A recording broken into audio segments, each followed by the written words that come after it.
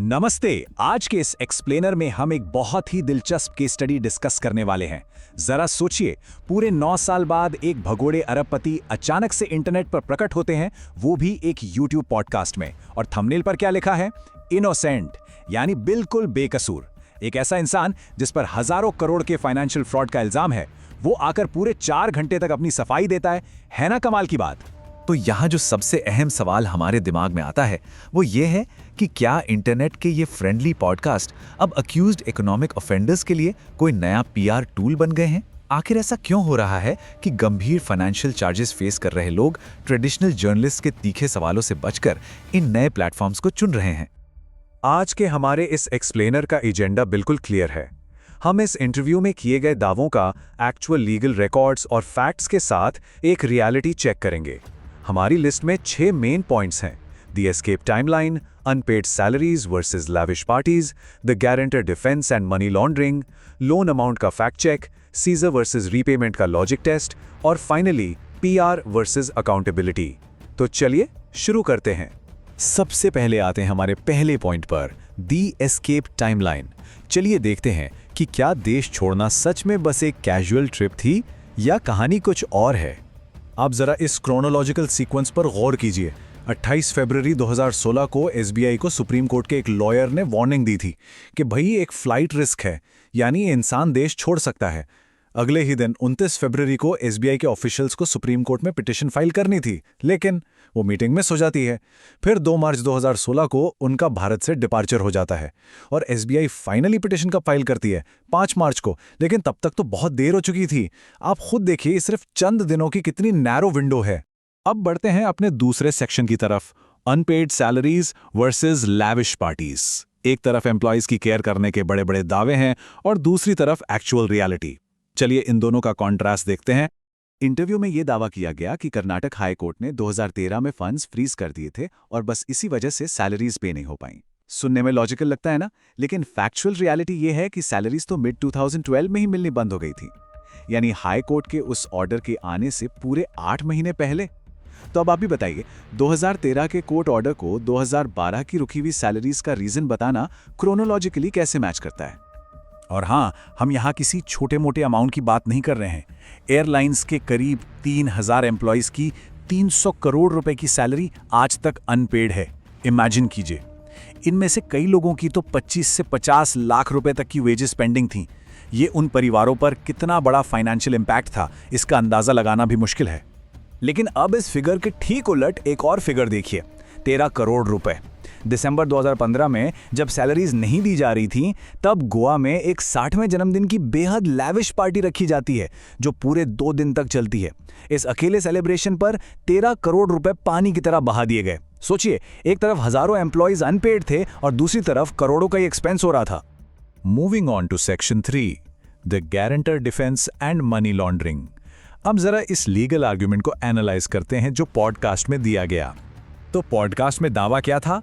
मैंने खुद लोन नहीं लिया, मैं तो सिर्फ गारंटर था और मुझ पर कोई क्रिमिनल चार्ज नहीं है। रियलिटी चेक ये है कि भारत और यूके दोनों के कोर्ट्स ये क्लियरली एस्टैब्लिश कर चुके हैं कि एक गारंटर लोन चुकाने के लिए लीगली बाउंड होता है। और रही बात क्रिमिनल चार्जेस की, तो ईडी यानी एनफोर्समेंट डायरेक्टोरेट ने prevention of money laundering act के तहत क्रिमिनल केस बिल्कुल दर्ज किया हुआ है। आप जरा इस टेबल पर नजर डालिए। ईडी के स्पेसिफिक एलिगेशंस के मुताबिक एयरलाइंस के 3500 करोड़ रुपए से ज्यादा के लोन को दूसरे कामों के लिए डाइवर्ट किया गया, जैसे प्लेन लीज के नाम पर 3432 crore, force India F1 team को 50 करोड़ से ज्यादा, एक पर्सनल कॉर्पोरेट जेट के लिए 45 करोड़ और आईपीएल टीम आरसीबी को लगभग 16 करोड़ रुपए। इन्वेस्टिगेटिंग एजेंसीज के अनुसार ये सब फंड डाइवर्जन के डायरेक्ट चार्जेस हैं, ये महज किसी बिजनेस का फेल होना नहीं है। अब आते हैं सेक्शन 4 पर, fact checking the loan amount. ये समझना बहुत जरूरी है क्योंकि इंटरव्यू में यह दावा किया गया है कि 6000 करोड़ के डेट के बदले 14000 करोड़ रिकवर हुए हैं। चलिए इस मैथ को समझते हैं। 2017 के डेट रिकवरी ट्रिब्यूनल यानी डीआरटी के ऑर्डर की लैंग्वेज बहुत ही क्लियर है। इसमें लिखा है, pay a sum of 6203 crore with further interest at the rate of 11.5% पर एनम फ्रॉम 25 जून 2013।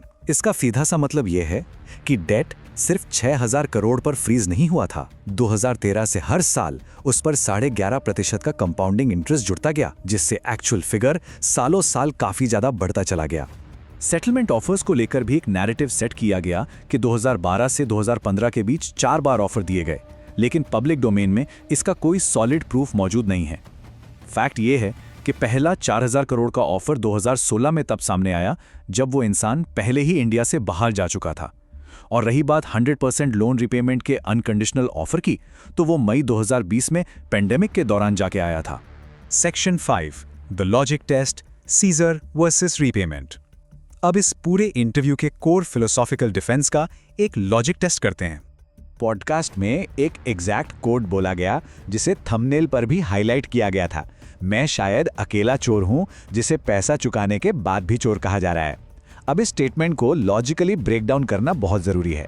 सवाल यह है कि अगर एजेंसीज आपके एसेट्स को फोर्सफुली सीज करके रिकवरी करती हैं, तो क्या इससे ओरिजिनल डिफॉल्ट या कथित मनी लॉन्ड्रिंग का क्राइम अचानक से गायब हो जाता है? लॉजिकली सोचिए, अगर एसेट्स जब्त करके डेट रिकवर होता है तो उसका मतलब ये बिल्कुल नहीं होता कि इनिशियल लेवल पर कोई फ्रॉड या डाइवर्जन हुआ ही नहीं था, राइट? और अब हम आ गए हैं अपने आखिरी सेक्शन पर, सेक्शन 6, पीआर वर्सेस अकाउंटेबिलिटी।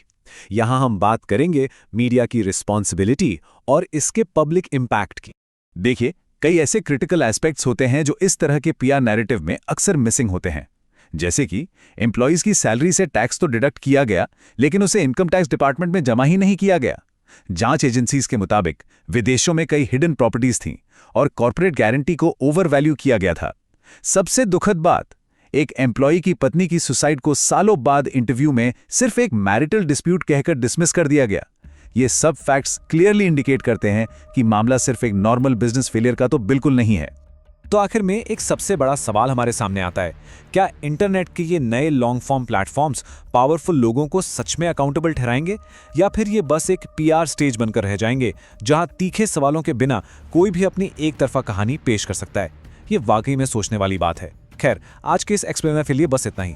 आपको क्या लगता है? मुझे कमेंट सेक्शन में अपने ओपिनियन और सजेशन जरूर बताएं। और हाँ, अगर ये एक्सप्लेनर पसंद आया तो लाइक, शेयर और चैनल को सब्सक्राइब करना ना भूलें। इसे देखने के लिए बहुत बहुत धन्यवाद।